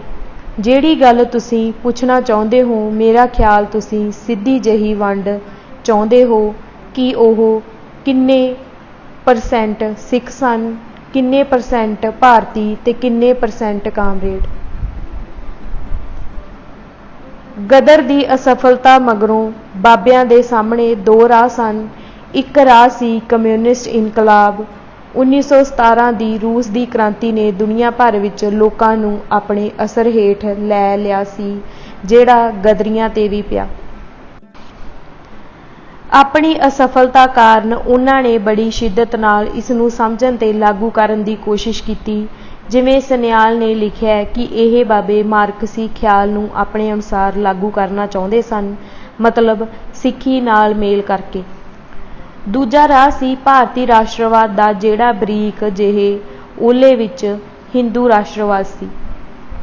ਭਾਈ ਸੰਤੋਖ ਸਿੰਘ ਅਤੇ ਮਾਸਟਰ ਊਧਮ ਸਿੰਘ ਕਸੇਲ ਦੀ ਮੌਤ ਮਗਰੋਂ 1928 ਤੱਕ ਸਿੱਖੀ ਭਾਵਨਾ ਵਾਲੇ ਗਦਰੀਆਂ ਦਾ ਪਲੇਟਫਾਰਮ ਇੱਕ ਤਰ੍ਹਾਂ ਨਾਲ ਟੁੱਟ ਗਿਆ। ਜਿਵੇਂ ਸੋਹਣ ਸਿੰਘ ਜੋਸ਼ ਨੇ ਲਿਖਿਆ ਕਿ ਉਹਨਾਂ ਨੇ ਸੁਚੇਤ ਪੱਧਰ ਤੇ ਸਿੱਖੀ ਭਾਵਨਾ ਵਾਲੇ ਤੱਤ ਚਿੰਨ੍ਹ ਸਾਰੇ ਮਾਰਕਸੀ ਲਹਿਰ ਵਿੱਚੋਂ ਖਤਮ ਕਰਨੇ ਸ਼ੁਰੂ ਕਰ ਦਿੱਤੇ। ਇਹ ਇੱਕ ਤਰ੍ਹਾਂ ਨਾਲ ਹਿੰਦੂ ਰਾਸ਼ਟਰਵਾਦ ਵੱਲ ਝੁਕਾਅ ਸੀ, ਜਿਹੜਾ ਫਿਰ ਵੱਧਦਾ ਹੀ ਗਿਆ। ਪੰਜਾਬ ਵਿੱਚ ਗਦਰੀ ਬਾਬਿਆਂ ਤੋਂ ਲਾਮੇ ਹੋ ਕੇ ਜਿਹੜੀ ਮਾਰਕਸਵਾਦੀ ਲਹਿਰ ਉੱਭਰੀ, ਉਹ ਭਾਰਤੀ ਰਾਸ਼ਟਰਵਾਦ ਨਾਲ ਨੇੜਤਾ ਵਾਲੀ ਅਤੇ ਸਿੱਖੀ ਪ੍ਰਤੀ ਨਾਮੁਖੀ ਰਵੱਈਏ ਵਾਲੀ ਸੀ। ਭਾਈ ਸੰਤੋਖ ਸਿੰਘ ਹੋਰੀ ਆਲ ਇੰਡੀਆ ਪਾਰਟੀ ਵਿੱਚ ਨਹੀਂ ਰਲੇ, ਜਿੱਥੇ ਉਹਨਾਂ ਦੀ ਭਾਰਤੀ ਰਾਸ਼ਟਰਵਾਦ ਨਾਲ ਵਿੱਥ ਨਜ਼ਰ ਆਉਂਦੀ ਸੀ। ਉਹਨਾਂ ਦਾ ਸਿੱਖ ਵਿਰਸੇ ਨਾਲ ਮੋਹ ਉਹਨਾਂ ਨੂੰ ਨਾ ਤਾਂ ਸ਼ੁੱਧ ਰਾਸ਼ਟਰਵਾਦੀ ਬਣਨ ਦਿੰਦਾ ਤੇ ਨਾ ਹੀ ਵਿਰਸੇ ਨਾਲੋਂ ਟੁੱਟੇ ਸ਼ੁੱਧ ਕਮਿਊਨਿਸਟ। ਜੇ ਤੁਹਾਡੇ ਨੁਕਤਿਆਂ ਨੂੰ ਮੰਨ ਲਿਆ ਜਾਵੇ ਕਿ ਪੰਜਾਬ ਦੀਆਂ ਵਾਰ-ਵਾਰ ਉੱਠਦੀਆਂ ਲਹਿਰਾਂ ਪਿੱਛੇ ਸਿੱਖ ਆਜ਼ਾਦੀ ਦੀ ਤੜਪੇ, ਤਾਂ ਵੀ ਸਿੱਖ ਰਾਜ ਲਈ ਜੱਦੋ-ਜਹਿਦ ਕਰਨ ਤੋਂ ਤਿਰੰਗੇ ਲਈ ਕੁਰਬਾਨੀ ਦੇਣ ਤੱਕ ਵਿੱਚ ਵਿਚਾਲੇ ਵੱਡਾ ਫਾਸਲਾ ਏ। ਇਹ ਸਫ਼ਰ ਸਿੱਖਾਂ ਨੇ ਕਿਵੇਂ ਕਰ ਲਿਆ? ਇਹ ਘੱਟੋ ਘੱਟ ਪੂਰੀ ਕਿਤਾਬ ਦਾ ਵਿਸ਼ਾ ਬਣਦਾ ਹੈ ਕਿ ਇਹ ਭਾਣਾ ਕਿਵੇਂ ਵਾਪਰ ਗਿਆ। ਸਾਡੀ ਇਤਿਹਾਸ ਬਾਰੇ ਜਾਣਕਾਰੀ ਵਿੱਚ ਅਜੇ ਖੱਪੇ ਨੇ ਕਿ ਅੰਗਰੇਜ਼ਾਂ ਨਾਲ ਦੂਜੀ ਜੰਗ ਹਾਰਨ ਮਗਰੋਂ ਸਿੱਖਾਂ ਨੇ ਕਿੰਨੀਆਂ ਤੇ ਕਿਵੇਂ ਕੋਸ਼ਿਸ਼ਾਂ ਕੀਤੀਆਂ। ਭਾਈ ਮਹਾਰਾਜ ਸਿੰਘ ਤੋਂ ਮਗਰੋਂ ਮਹਾਰਾਣੀ ਜਿੰਦਾਂ ਦੀਆਂ 3 ਕੋਸ਼ਿਸ਼ਾਂ ਅਤੇ ਮਹਾਰਾਜਾ ਦਲੀਪ ਸਿੰਘ ਦੀ ਕੋਸ਼ਿਸ਼ ਤੋਂ ਬਿਨਾਂ ਪੰਜਾਬ ਵਿੱਚ ਅਨੇਕਾਂ ਥਾਂ ਛੋਟੀਆਂ-ਛੋਟੀਆਂ ਤੇ ਖਿੰਡੀਆਂ-ਪੁੰਡੀਆਂ ਸਿੱਧੀਆਂ ਫੌਜੀ ਟੱਕਰਾਂ ਹੋਈਆਂ, ਜਿਵੇਂ ਬਟਾਲੇ ਕੋਲ ਢੀਂਡਸੇ ਸਰਦਾਰਾਂ ਦਾ ਢੱਠਾ ਕਿਲਾ, ਤਪੇ ਕੋਲ ਬਾਬਾ ਪੰਜਾਬ ਸਿੰਘ ਦਾ ਡੇਰਾ, ਚੰਡੀਗੜ੍ਹ 44 ਸੈਕਟਰ ਦਾ ਗੁਰਦੁਆਰਾ ਸ਼ਹੀਦਾਂ, ਸੁਹਾਣੇ ਕੋਲ ਗੁਰਦੁਆਰਾ ਸ਼ਹੀਦਾਂ ਆਦਿ। ਛੋਟੇ ਛੋਟੇ ਸਰਦਾਰਾਂ ਵੱਲੋਂ ਨਿੱਜੀ ਪੱਧਰ ਦੀਆਂ ਟੱਕਰਾਂ ਵਿੱਚ ਅੰਗਰੇਜ਼ ਸਰਕਾਰ ਨੇ ਲੜਨ ਵਾਲੇ ਅਤੇ ਅਗਵਾਈ ਕਰਨ ਵਾਲੇ ਲੋਕ ਚੁਣ ਚੁਣ ਮਾਰੇ। ਇਹ ਗੱਲ ਵੀ ਉੱਭਰ ਕੇ ਸਾਹਮਣੇ ਨਹੀਂ ਆਈ ਕਿ ਇਹਨਾਂ ਲੋਕਾਂ ਦੇ ਘਰ-ਬਾਰ ਰਿਸ਼ਤੇਦਾਰ ਤੱਕ ਕਿਵੇਂ ਉਜਾੜ ਦਿੱਤੇ ਗਏ। ਉਹੀ ਬਚ ਸਕੇ ਜਿਹੜੇ ਜਾਂ ਤਾਂ ਸਰਕਾਰ ਨਾਲ ਰਲ ਗਏ ਜਾਂ ਚੁੱਪ ਰਹੇ। ਮਤਲਬ ਸਿੱਖਾਂ ਦੀ ਤਾਕਤ ਨੂੰ ਅਸਲੋਂ ਮਲੀਆ ਮੇਟ ਕਰ ਦਿੱਤਾ ਗਿਆ। ਇੱਥੋਂ ਤੱਕ ਕਿ ਆਮ ਲੋਕਾਂ ਤੋਂ ਰਵਾਇਤੀ ਹਥਿਆਰ ਤੱਕ ਜਮ੍ਹਾਂ ਕਰਵਾ ਲਏ ਗਏ। ਜਿਵੇਂ ਅੰਗਰੇਜ਼ਾਂ ਨੇ ਜਿਸ ਹੱਦ ਤੱਕ ਜਾ ਕੇ ਕੂਕਾ ਲਹਿਰ 'ਤੇ ਜ਼ਬਰ ਕੀਤਾ, ਇਸ ਬਾਰੇ ਕੁਝ ਨੇ ਇੱਕ ਤਰ੍ਹਾਂ ਨਾਲ ਸਿੱਖਾਂ ਦੇ ਮਨ 'ਤੇ ਹਾਰ ਦੀ ਛਾਪ ਛੱਡੀ। ਉਹਨਾਂ ਨੂੰ ਲੱਗਣ ਲੱਗ ਪਿਆ ਕਿ ਹੁਣ ਰਾਜ ਲੈਣਾ ਸੰਭਵ ਨਹੀਂ ਹੈ। ਸਿੱਖਾਂ ਨੇ ਇਹ ਤਾਂ ਸਿੱਖ ਲਿਆ ਕਿ ਆਪਣਾ ਰਾਜ ਹੁਣ ਸੰਭਵ ਨਹੀਂ, ਪਰ ਇਹ ਭਾਵਨਾ ਅੰਦਰੋਂ ਮਰੀ ਨਹੀਂ ਸੀ।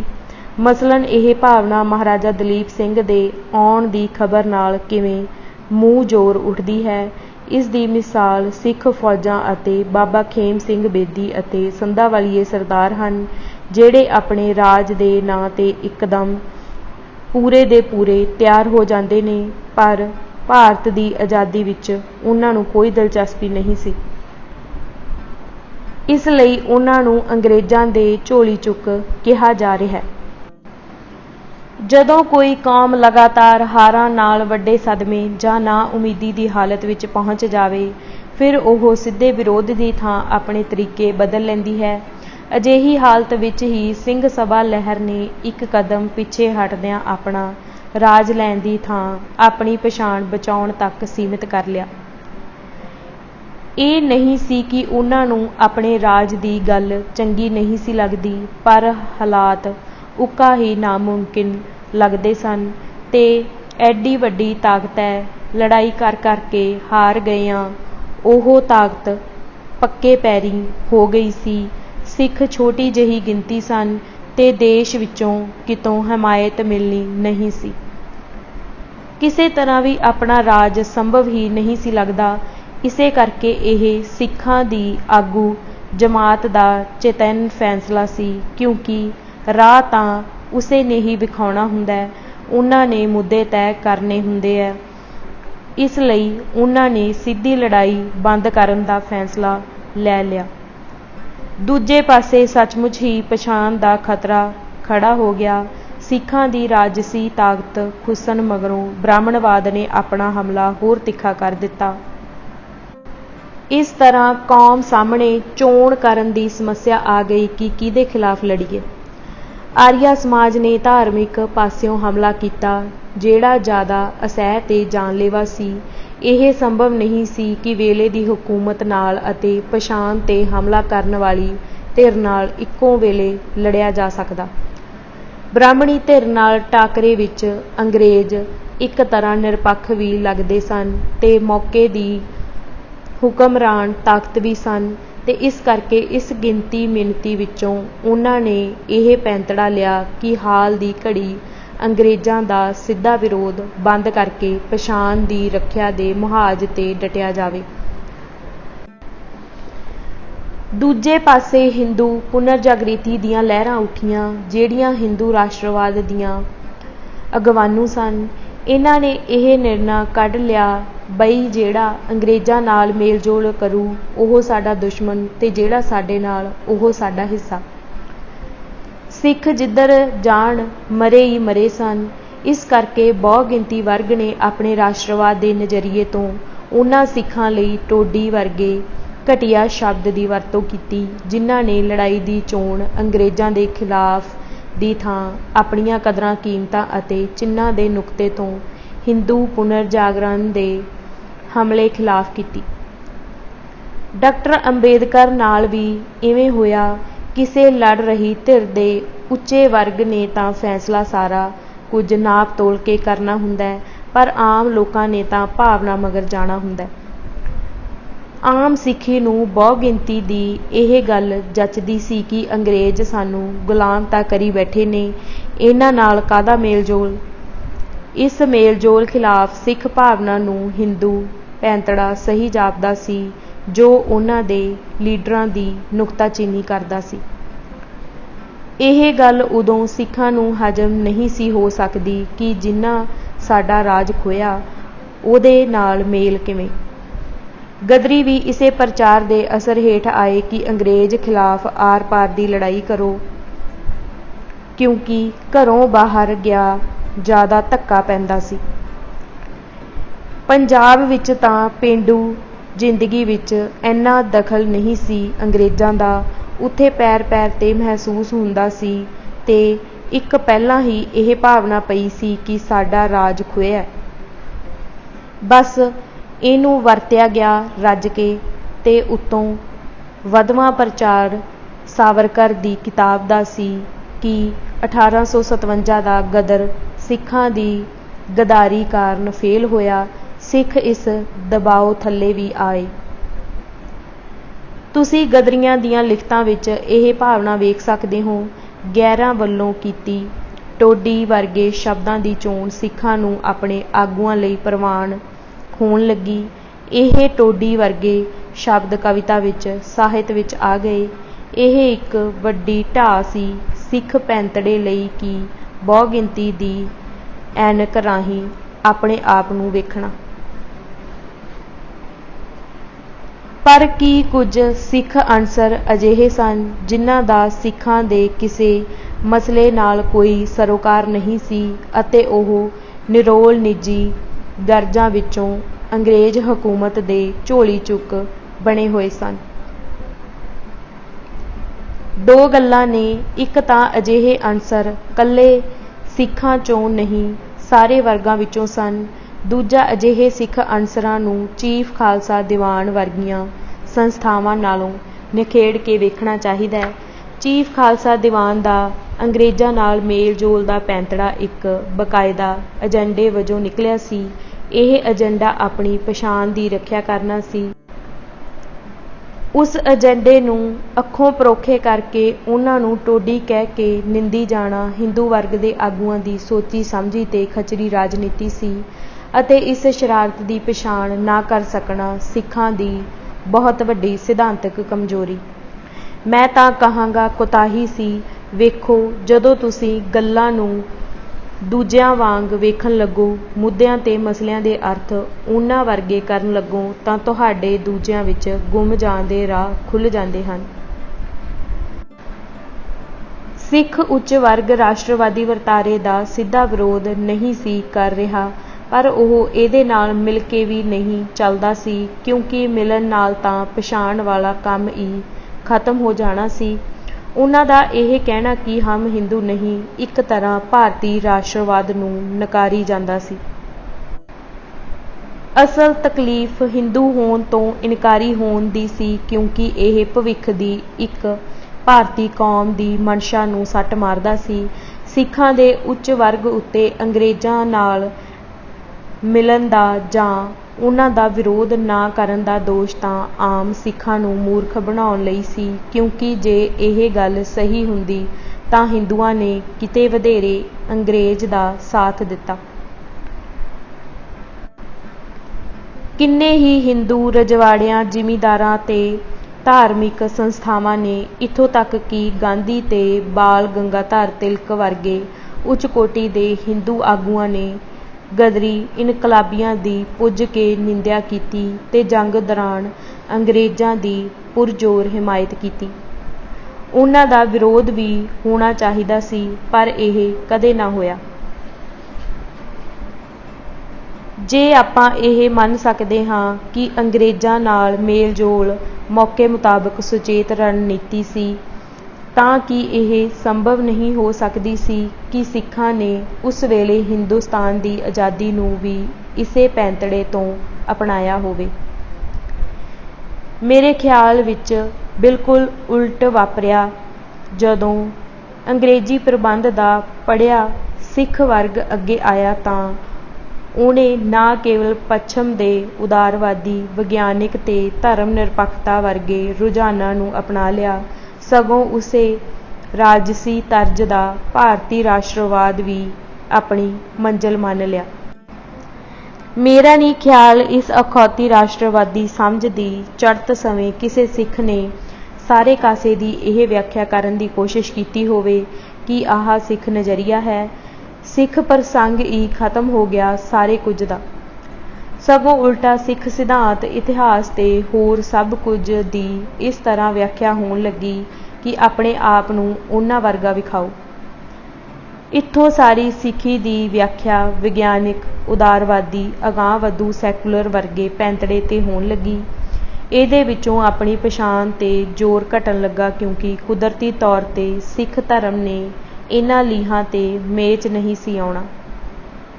ਇਸ ਸਾਰੇ ਸਿਲਸਿਲੇ ਵਿੱਚੋਂ ਕਈ ਧਾਰਾਵਾਂ ਫੁੱਟੀਆਂ। ਕਮਿਊਨਿਸਟ ਲਹਿਰ ਇਹਦਾ ਸਿਰਾ, ਬਈ ਧਰਮ ਵਾਲੀ ਗੱਲ ਹੀ ਛੱਡੋ।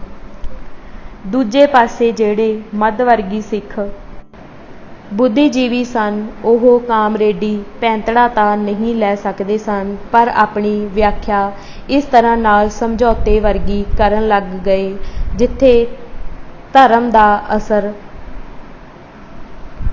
ਪੇਤਲਾ ਪੈਣ ਲੱਗਾ। ਜਿਵੇਂ ਇੱਕ ਵਕਤ ਇਹ ਆਇਆ ਕਿ ਸਿੱਖਾਂ ਵੱਲੋਂ ਜਦੋਂ ਹਮ ਹਿੰਦੂ ਨਹੀਂ ਦਾ ਜ਼ਿਕਰ ਕਰਨ ਦੀ ਬਜਾਏ ਸਗੋਂ ਸਾਂਝ ਤੇ ਨੁਕਤੇ ਲੱਭੇ ਗਏ, ਜਦੋਂ ਪ੍ਰਿੰਸੀਪਲ ਤੇਜਾ ਸਿੰਘ ਤੇ ਭਾਈ ਜੋਧ ਸਿੰਘ ਨੂੰ ਗੁਰਬਖਸ਼ ਸਿੰਘ ਪ੍ਰੀਤਲੜੀ ਦੀ ਪਰਮ ਮਨੁੱਖ ਬਹੁਤ ਗਲਤ ਨਾ ਲੱਗੀ, ਤਾਂ ਮਤਲਬ ਉਹ ਦੋਵੇਂ ਇੱਕ ਤਰ੍ਹਾਂ ਦੀ ਸਮਝ ਲੈ ਕੇ ਚੱਲ ਰਹੇ ਸਨ, ਥੋੜ੍ਹੇ ਮੋਟੇ ਫਰਕ ਨਾਲ।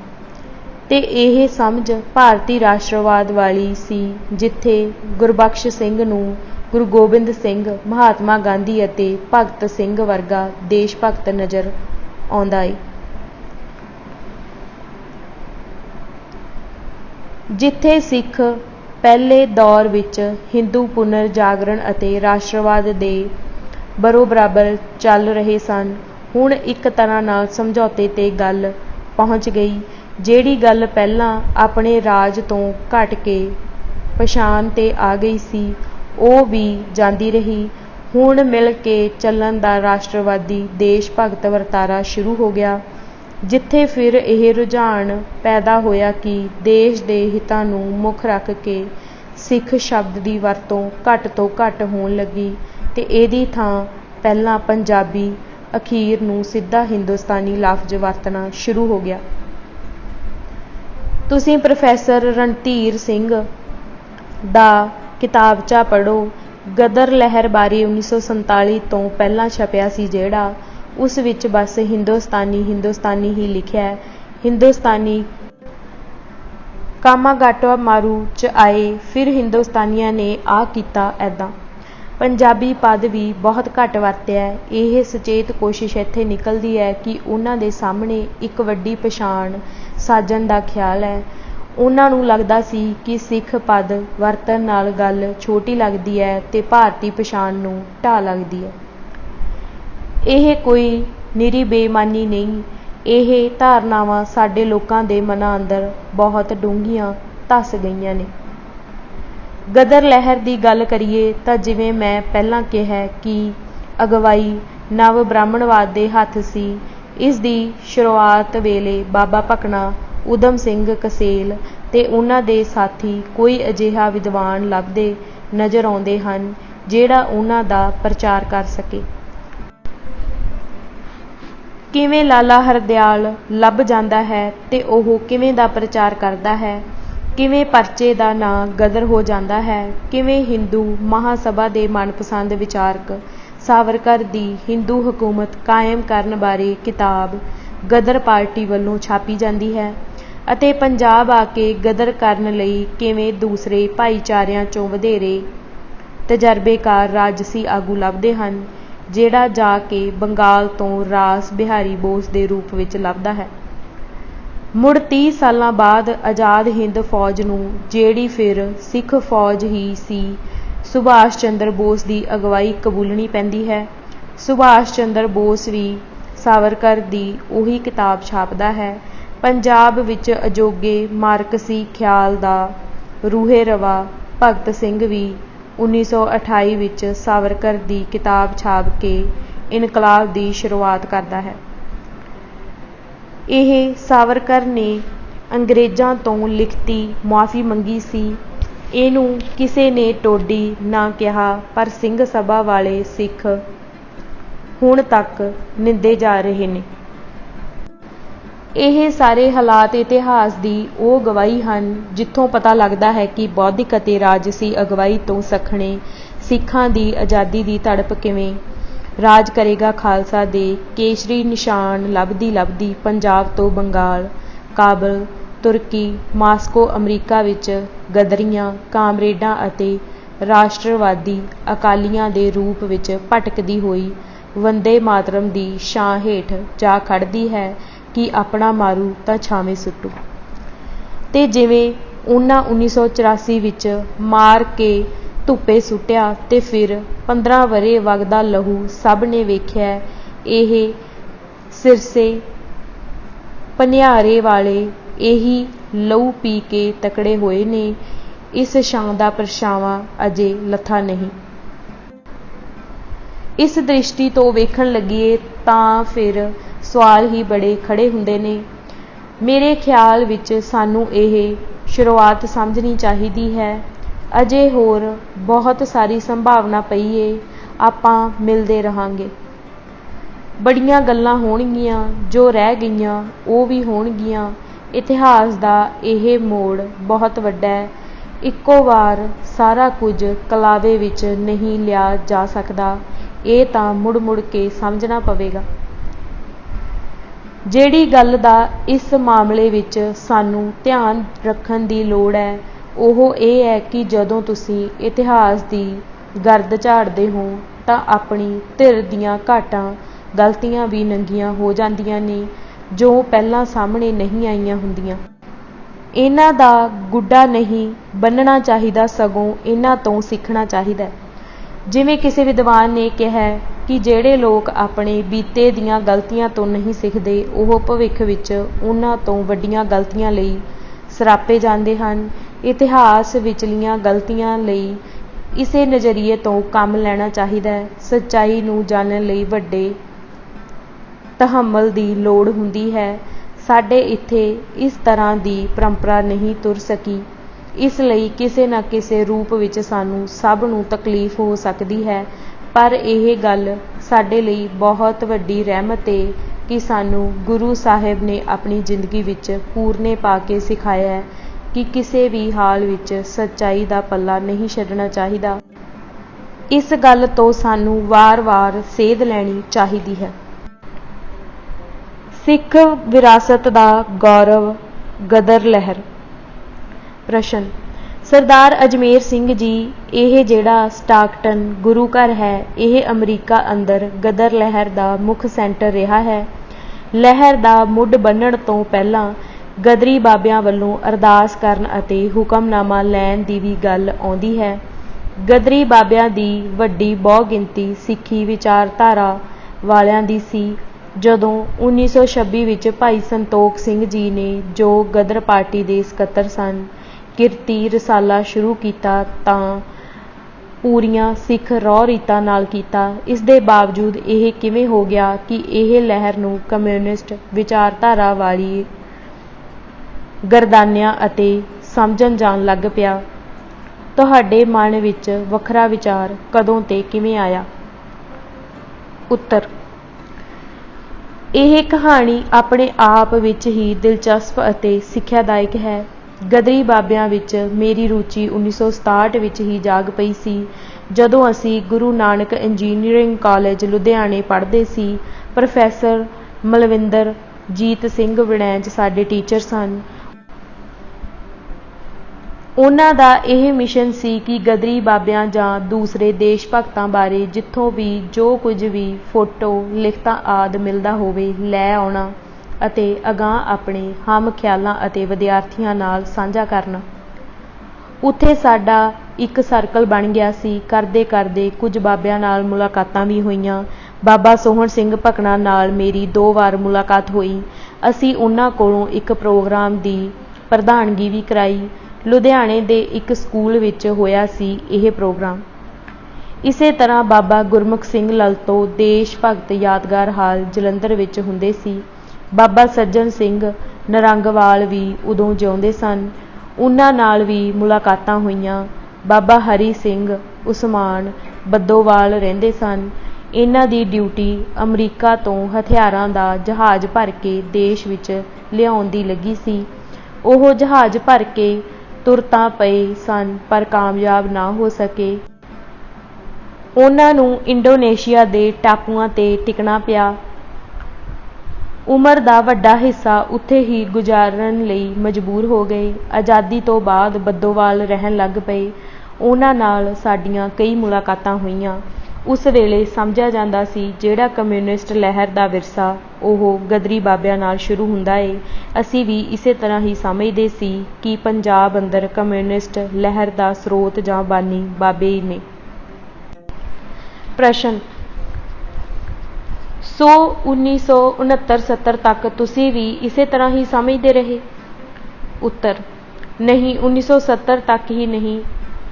ਜੇ ਤੁਸੀਂ ਸੱਚ ਪੁੱਛੋ ਤਾਂ ਮੈਂ 2006 ਤੱਕ ਇਹੀ ਸਮਝਦਾ ਰਿਹਾ। ਜਦੋਂ ਮੈਂ ਕਿਸ ਬਿਦਰੁਲੀ ਪਾਤਸ਼ਾਹੀ ਲਿਖੀ ਉਦੋਂ ਤੱਕ ਮੇਰੇ ਮਨ ਵਿੱਚ ਇਹੋ ਧਾਰਨਾ ਸੀ ਕਿ ਗਦਰੀ ਬਾਬਿਆਂ ਦਾ ਸਿੱਖੀ ਨਾਲ ਕੋਈ ਵਾਹ ਵਾਸਤਾ ਨਹੀਂ ਸੀ। ਅਸਲ ਵਿੱਚ ਜਦੋਂ ਮੈਂ ਇੰਡੀਅਨ ਨੈਸ਼ਨਲਿਜ਼ਮ ਬਾਰੇ ਹੋਰ ਡੂੰਘਾਈ ਵਿੱਚ ਜਾ ਕੇ ਕੰਮ ਕਰਨਾ ਸ਼ੁਰੂ ਕੀਤਾ ਤਾਂ ਇਹ ਗੱਲ ਮਨ ਵਿੱਚ ਆਈ ਕਿ ਜੋ ਬੰਦੇ ਇੰਡੀਅਨ ਨੈਸ਼ਨਲਿਜ਼ਮ ਦੇ ਪ੍ਰਭਾਵ ਹੇਠ ਨੇ ਉਹਨਾਂ ਨੇ ਸਾਰਾ ਸਿੱਖ ਇਤਿਹਾਸ ਵਿਗਾੜ ਦਿੱਤਾ ਹੈ। ਸਿੱਖ ਧਰਮ, ਸਿੱਖ ਗੁਰੂਆਂ ਅਤੇ ਗੁਰਬਾਣੀ ਦੀ ਵਿਆਖਿਆ ਵੀ ਆਪਣੇ ਇਸ ਨੁਕਤੇ ਤੋਂ ਕੀਤੀ ਹੈ। ਸਿੱਖ ਇਤਿਹਾਸ ਵੀ ਇਸੇ ਦ੍ਰਿਸ਼ਟੀਕੋਣ ਤੋਂ ਪੇਸ਼ ਕੀਤਾ ਹੈ। ਜਿਸ ਕਿਸੇ ਨੇ ਵੀ ਕਿਸ ਬਿਦਰੁਲੀ ਪਾਤਸ਼ਾਹੀ ਪੜ੍ਹੀ ਹੈ ਉਹ ਇਹ ਜਾਣਦੇ ਹਨ। ਇਸੇ ਸਮੇਂ ਲੱਗਿਆ ਕਿ ਜਿਹੜਾ ਪਰਚਾ ਕਿਰਤੀ ਭਾਈ ਸੰਤੋਖ ਸਿੰਘ ਜੀ ਨੇ ਸ਼ੁਰੂ ਕੀਤਾ ਸੀ ਉਹ ਵੀ ਕਿਉਂ ਨਾ ਵੇਖ ਲਿਆ ਜਾਵੇ। ਦੇਸ਼ ਭਗਤ ਯਾਦਗਾਰ ਹਾਲ ਜਲੰਧਰ ਵਿੱਚ ਉਹਦੀਆਂ ਜੋ ਕਾਪੀਆਂ ਸਾਨੂੰ ਵੇਖਣ ਨੂੰ ਮਿਲੀਆਂ, ਖਾਸ ਕਰਕੇ 1926 ਅਤੇ ਅੱਧ 1927 ਦੀਆਂ, ਤਾਂ ਇੱਕ ਲੀਡ ਮਿਲ ਗਈ, ਇੱਕ ਹਿੰਟ ਮਿਲ ਗਿਆ ਕਿ ਬਾਬੇ ਤਾਂ ਸਿੱਖੀ ਤੋਂ ਬਹੁਤ ਪ੍ਰਭਾਵਿਤ ਸਨ। ਨਾਲ ਹੀ ਕਈ ਸਵਾਲ ਖੜ੍ਹੇ ਹੋ ਗਏ।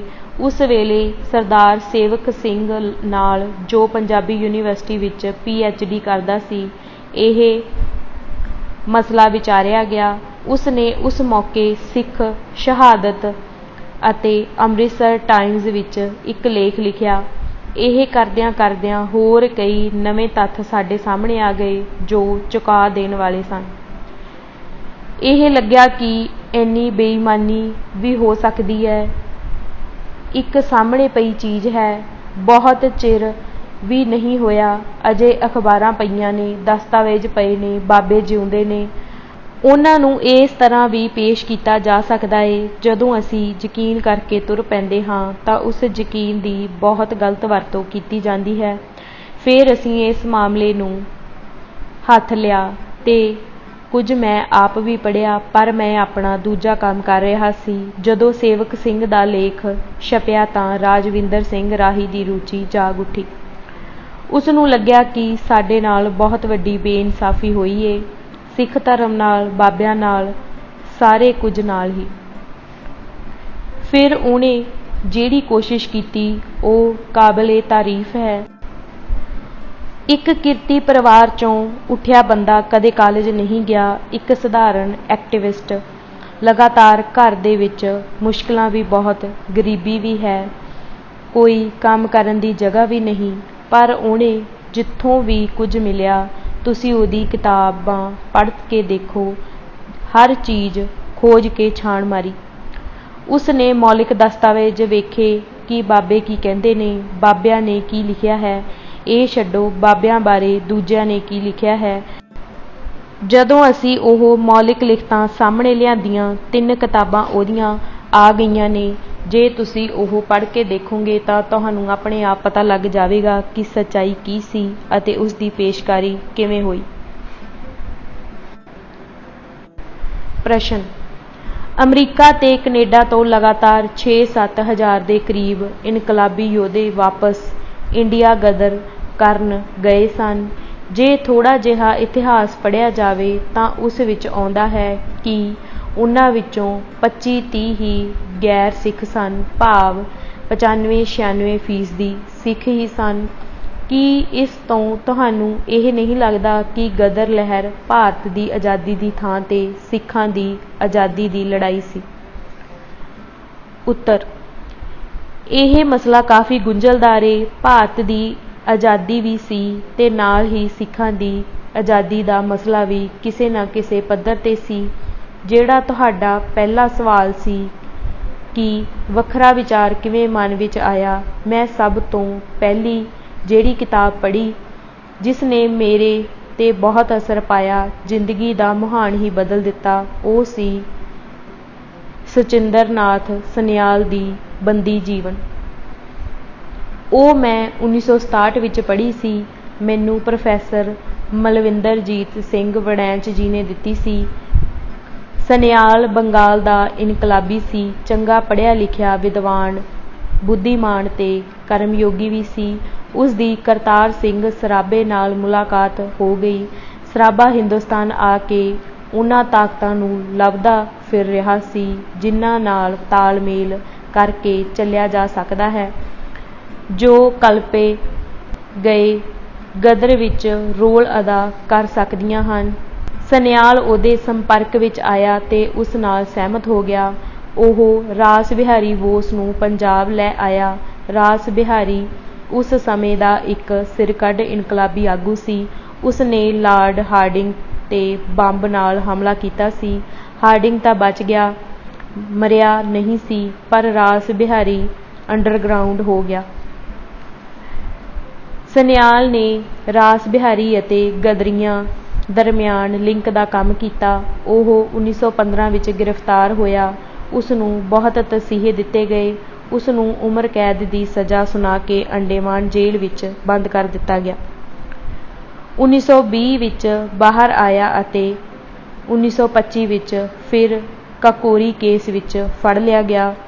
ਇਹ ਗੱਲਾਂ ਮੈਂ ਇਸ ਕਰਕੇ ਕਰ ਰਿਹਾ ਹਾਂ ਕਿ ਉਹ ਕੋਈ ਸਧਾਰਨ ਬੰਦਾ ਨਹੀਂ ਸੀ। ਉਸ ਨੂੰ ਜੇਲ੍ਹ ਵਿੱਚ ਹੀ TB ਹੋ ਗਈ। 12 ਸਾਲਾਂ ਬਾਅਦ 1937 ਵਿੱਚ ਫਿਰ ਰਿਹਾ ਕਰ ਦਿੱਤਾ ਗਿਆ।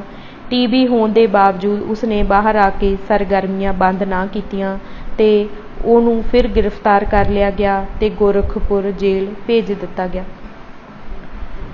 ਉੱਥੇ ਕੁਝ ਮਹੀਨਿਆਂ ਬਾਅਦ ਹੀ 1942 ਵਿੱਚ ਉਸ ਦੀ ਮੌਤ ਹੋ ਗਈ। ਉਹਨੇ ਆਪਣੀ ਸਵੈ ਜੀਵਨੀ ਲਿਖੀ ਸੀ, ਬੰਦੀ ਜੀਵਨ। ਜਦੋਂ ਮੈਂ 1967 ਵਿੱਚ ਇਹ ਪੜ੍ਹੀ ਸੀ, ਉਦੋਂ ਹੋਰ ਨਜ਼ਰੀਏ ਨਾਲ ਪੜ੍ਹੀ ਸੀ। ਕਈ ਗੱਲਾਂ ਨਜ਼ਰਅੰਦਾਜ਼ ਹੋ ਗਈਆਂ। ਜਦੋਂ ਦੁਬਾਰਾ ਰੁਚੀ ਪੈਦਾ ਹੋਈ ਤਾਂ ਮੈਂ ਉਸ ਨੂੰ ਫਿਰ ਪੜ੍ਹਿਆ। ਉਹ ਬੰਦਾ ਮੌਲਿਕ ਤੇ ਪ੍ਰਮਾਣਿਕ ਹੈ, ਕਿਤੇ ਝੂਠ ਨਹੀਂ ਬੋਲ ਰਿਹਾ। ਜੋ ਵੀ ਉਸਨੇ ਦੇਖਿਆ ਮਹਿਸੂਸ ਕੀਤਾ ਉਹੀ ਗੱਲਾਂ ਕਰ ਰਿਹਾ ਹੈ, ਕਿਤੇ ਮੰਦਭਾਵਨਾ ਨਹੀਂ। ਉਹਨੇ ਲਿਖਿਆ ਹੈ ਕਿ ਜਦੋਂ ਗਦਰ ਕਰਨਾ ਸੀ, ਝੰਡਾ ਬਣਾਉਣ ਦੀ ਗੱਲ ਆਈ, ਲਾਹੌਰ ਮੀਟਿੰਗ ਹੋਈ, ਰਾਸ ਬਿਹਾਰੀ ਬੋਸ, ਕਰਤਾਰ ਸਿੰਘ ਸਰਾਭਾ ਤੇ ਹੋਰ ਸਾਰੇ ਉੱਘੇ ਲੀਡਰ ਮੌਜੂਦ ਸਨ। ਉਹ ਕਹਿੰਦਾ ਹੈ ਕਿ ਸਿੱਖ ਬਹੁਤ ਅੜੇ ਕਿ ਝੰਡੇ ਵਿੱਚ ਸਾਡਾ ਕੇਸਰੀ ਰੰਗ ਹੋਣਾ ਚਾਹੀਦਾ ਹੈ। ਇੱਥੋਂ ਮੈਨੂੰ ਵਿਚਾਰ ਆਇਆ ਕਿ ਜੇ ਉਹ ਕਹਿ ਰਹੇ ਨੇ ਕਿ ਸਾਡਾ ਰੰਗ ਹੋਣਾ ਚਾਹੀਦਾ ਹੈ ਤਾਂ ਇਸ ਦਾ ਮਤਲਬ ਹੈ ਉਹ ਆਪਣੀ ਪਹਿਚਾਣ ਬਾਰੇ ਸੁਚੇਤ ਨੇ। ਉਹਨਾਂ ਦੇ ਮਨ ਵਿੱਚ ਇਹ ਗੱਲ ਪਈ ਹੈ ਕਿ ਆਜ਼ਾਦ ਭਾਰਤ ਵਿੱਚ ਸਾਡਾ ਸਿੱਖਾਂ ਦਾ ਕੀ ਸਥਾਨ ਹੋਏਗਾ। ਉਹਨਾਂ ਨੂੰ ਇਸ ਗੱਲ ਦਾ ਫਿਕਰ ਸੀ। ਸਨਿਆਲ ਇਹ ਵੀ ਲਿਖਦਾ ਹੈ ਕਿ ਬਹੁਤਿਆਂ ਦੀ ਇੱਛਾ ਸੀ ਕਿ ਪੰਜਾਬ ਵਿੱਚ ਖਾਲਸਾ ਰਾਜ ਫਿਰ ਤੋਂ ਸਥਾਪਿਤ ਕੀਤਾ ਜਾਵੇ। ਗਦਰ ਫੇਲ ਹੋਣ ਦੇ ਬਾਅਦ ਇਸ ਦਾ ਬਾਬਾ ਗੁਰਮੁਖ ਸਿੰਘ ਲਲਤੋਂ ਨਾਲ ਕਾਫੀ ਵਾਹ ਰਿਹਾ। ਉਹ ਲਿਖਦਾ ਹੈ ਕਿ ਗੁਰਮੁਖ ਸਿੰਘ ਨਾਲ ਗੱਲਬਾਤ ਕਰਕੇ ਮੈਂ ਅਨੁਭਵ ਕੀਤਾ ਕਿ ਹੁਣ ਇਹ ਸਿੱਖਾਂ ਤੋਂ ਇਲਾਵਾ ਹੋਰ ਕਿਸੇ ਕੌਮ ਨਾਲ ਮਿਲ ਕੇ ਕੰਮ ਕਰਨਾ ਨਹੀਂ ਚਾਹੁੰਦੇ। ਹੁਣ ਦੇਖੋ, ਸਨਿਆਲ ਝੂਠ ਤਾਂ ਨਹੀਂ ਬੋਲ ਸਕਦਾ। ਉਹ ਕੋਈ ਸਧਾਰਨ ਬੰਦਾ ਤਾਂ ਹੈ ਨਹੀਂ, ਅਨੁਭਵੀ ਹੈ, ਬੁੱਧੀਮਾਨ ਹੈ, ਪ੍ਰਿਜੁਡਾਈਸ ਵੀ ਨਹੀਂ ਹੈ। ਜੇ ਉਹਦਾ ਬਾਬਾ ਗੁਰਮੁਖ ਸਿੰਘ ਲਲਤੋਂ ਬਾਰੇ ਇਹ ਪ੍ਰਭਾਵ ਬਣ ਗਿਆ ਅਤੇ ਨਾਲ ਹੀ ਉਹ ਕਹਿੰਦਾ ਹੈ ਕਿ ਜਿਹੜਾ ਗੁਰਮੁਖ ਸਿੰਘ ਅਤੇ ਭਾਈ ਸੰਤੋਖ ਸਿੰਘ ਦਾ ਮਾਰਕਸਵਾਦ ਸੀ ਉਹ ਵੱਖਰੀ ਤਰ੍ਹਾਂ ਦਾ ਸੀ। ਉਹ ਫਿਲਾਸਫੀ ਦੀ ਪੱਧਰ ਅਤੇ ਪਦਾਰਥਵਾਦ ਵੱਲ ਨਹੀਂ ਗਏ, ਅਧਿਆਤਮਕਵਾਦੀ ਬਣੇ ਰਹੇ। ਹੁਣ ਜਦੋਂ ਉਹ ਗਵਾਹੀ ਦੇ ਰਿਹਾ ਹੈ ਜਿਸ ਦਾ ਗਦਰੀ ਬਾਬਿਆਂ ਨਾਲ ਸੰਘਰਸ਼ ਦੌਰਾਨ ਬਹੁਤ ਹੀ ਨੇੜਲਾ ਸੰਬੰਧ ਰਿਹਾ ਹੈ, ਜਿਸ ਨੂੰ ਸ਼ਹੀਦ ਚੰਦਰ ਸ਼ੇਖਰ ਤੋਂ ਲੈ ਕੇ ਸ਼ਹੀਦ ਭਗਤ ਸਿੰਘ ਸਾਰਿਆਂ ਦਾ ਹੀ ਮੈਂਟਰ ਕਿਹਾ ਜਾਂਦਾ ਹੈ। ਜਦੋਂ ਉਹ ਬੰਦਾ ਇਹ ਗੱਲ ਆਪਣੇ ਮੂੰਹੋਂ ਕਹਿ ਰਿਹਾ ਸੀ ਕਿ ਇਹਨਾਂ ਦੇ ਅੰਦਰ ਸਾਰੀ ਸਿੱਖੀ ਪਈ ਸੀ, ਤਾਂ ਇਹ ਇੱਕ ਬਹੁਤ ਵੱਡੀ ਲੀਡ ਸੀ ਜੋ ਖੋਲ੍ਹਣੀ ਬਣਦੀ ਸੀ।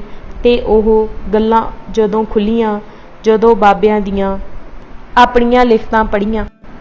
ਲਿਖਤਾਂ ਆਪਣੇ ਸਾਹਮਣੇ ਨੇ, ਕਿਸੇ ਨੂੰ ਕੁਝ ਵੀ ਕਹਿਣ ਦੀ ਲੋੜ ਨਹੀਂ।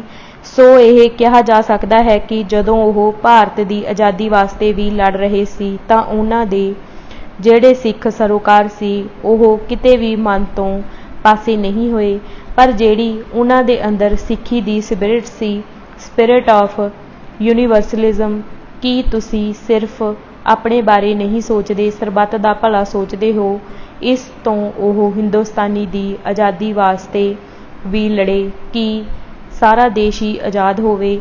ਪਰ ਉਹਨਾਂ ਨੂੰ ਇਹ ਨਹੀਂ ਸੀ ਪਤਾ ਕਿ ਜਿਸ ਕਿਸਮ ਦੇ ਲੀਡਰਾਂ ਨਾਲ ਉਹਨਾਂ ਦਾ ਵਾਹ ਪਿਆ ਹੈ, ਉਹਨਾਂ ਦੇ ਸਰੋਕਾਰ ਹੋਰ ਨੇ, ਉਹਨਾਂ ਦਾ ਆਜ਼ਾਦੀ ਤੋਂ ਭਾਵ ਹੋਰ ਹੈ। ਸੋ ਇਹ ਉਹਨਾਂ ਤੋਂ ਕੁਝ ਹੱਦ ਤੱਕ ਵਿਸ਼ਵਾਸ ਕਰਕੇ ਚੱਲੇ ਤੇ ਕੁਝ ਹੱਦ ਤੱਕ ਉਹਨਾਂ ਦੇ ਮਨ ਬੁੱਝੇ ਵੀ। ਉਹਨਾਂ 'ਚ ਮਤਭੇਦ ਵੀ ਆਏ ਤੇ ਅਖੀਰ ਵਿੱਚ ਉਹਨਾਂ ਦੇ ਵਿਚਾਰਾਂ ਦੇ ਵਖਰੇਵੇਂ ਵੀ ਪੈਦਾ ਹੋਏ। ਸਨਿਆਲ ਦੀ ਕਹੀ ਇਹ ਗੱਲ ਬਹੁਤ ਮਾਇਨੇ ਰੱਖਦੀ ਹੈ ਕਿ ਬਾਬਾ ਗੁਰਮੁਖ ਸਿੰਘ ਲਲਤੋਂ ਤੇ ਬਾਕੀ ਬਚੇ ਗਦਰੀ ਇਹ ਕਹਿੰਦੇ ਸਨ ਕਿ ਅਸੀਂ ਸਿੱਖਾਂ ਤੋਂ ਇਲਾਵਾ ਹੋਰ ਕਿਸੇ ਕੌਮ ਨਾਲ ਮਿਲ ਕੇ ਕੰਮ ਨਹੀਂ ਕਰਨਾ, ਅਸੀਂ ਤਾਂ ਆਪਣੀ ਸਿੱਖ ਆਜ਼ਾਦੀ ਲਈ ਸਿੱਖਾਂ ਅੰਦਰ ਹੀ ਆਪਣਾ ਸੰਗਠਨ ਬਣਾਉਣਾ ਹੈ। ਉਹ ਕਿਸੇ ਕਮਿਊਨਿਸਟ ਪਾਰਟੀ ਵਿੱਚ ਵੀ ਨਹੀਂ ਗਏ, ਬਹੁਤ ਲੰਮਾ ਚਿਰ ਅੜੇ ਰਹੇ। ਕਮਿਊਨਿਸਟ ਪਾਰਟੀ ਵਿੱਚ ਸੋਹਣ ਸਿੰਘ ਜੋਸ਼ ਵਰਗੇ ਨਵੇਂ ਬੰਦੇ ਹੀ ਗਏ। ਤੁਸੀਂ ਲਿਖਤਾਂ ਦੇਖੋ, ਉਸ ਸਮੇਂ ਕੋਈ ਵੀ ਅਜਿਹੀ ਕਾਰਵਾਈ ਨਹੀਂ ਜੋ ਗੁਰੂ ਦਾ ਵਾਕ ਲੈਣ ਤੋਂ ਬਿਨਾਂ ਆਰੰਭ ਹੋਈ ਹੋਵੇ। ਅਰਦਾਸ ਕਰਕੇ ਤੁਰਦੇ ਸਨ, ਇੱਥੋਂ ਤੱਕ ਕਿ ਜਦੋਂ ਬਰਮਾ ਦੇ ਵਿੱਚ ਜਿਹੜੀ ਉਹਨਾਂ ਨੇ ਬਗਾਵਤ ਕਰਨੀ ਸੀ ਤਾਂ ਉੱਥੇ ਗੁਰਦੁਆਰੇ ਵਿੱਚ ਪੁਲਿਸ ਲੱਗੀ ਹੋਈ ਸੀ। ਪਾਬੰਦੀ ਲਾ ਦਿੱਤੀ ਗਈ ਸੀ ਕਿ ਗੁਰਦੁਆਰੇ ਵਿੱਚ ਕੁਝ ਨਹੀਂ ਹੋ ਸਕਦਾ। ਕਾਰਵਾਈ ਦੀ ਕਮਾਂਡ ਸੋਹਣ ਲਾਲ ਪਾਠਕ ਆਦਿ ਦੇ ਹੱਥ ਸੀ। ਹਾਲਾਂਕਿ ਉਹ ਹਿੰਦੂ ਸੀ। ਜੰਗਲ ਦੇ ਵਿੱਚ ਜਾ ਕੇ ਸ੍ਰੀ ਗੁਰੂ ਗ੍ਰੰਥ ਸਾਹਿਬ ਦਾ ਪ੍ਰਕਾਸ਼ ਹੋਇਆ, ਉੱਥੇ ਅਖੰਡ ਪਾਠ ਰੱਖਿਆ ਗਿਆ, ਭੋਗ ਪਾਇਆ, ਅਰਦਾਸ ਹੋਈ। ਮੇਰਾ ਖਿਆਲ ਨਹੀਂ ਕਿ 18ਵੀਂ ਸਦੀ ਤੋਂ ਬਾਅਦ ਹੋਰ ਕੋਈ ਮਿਸਾਲ ਇਹੋ ਜਿਹੀ ਮਿਲਦੀ ਹੋਵੇ ਜਦੋਂ ਜੰਗਲ ਦੇ ਵਿੱਚ ਜਾ ਕੇ ਸ੍ਰੀ ਗੁਰੂ ਗ੍ਰੰਥ ਸਾਹਿਬ ਜੀ ਦਾ ਪ੍ਰਕਾਸ਼ ਹੋਇਆ ਹੋਵੇ।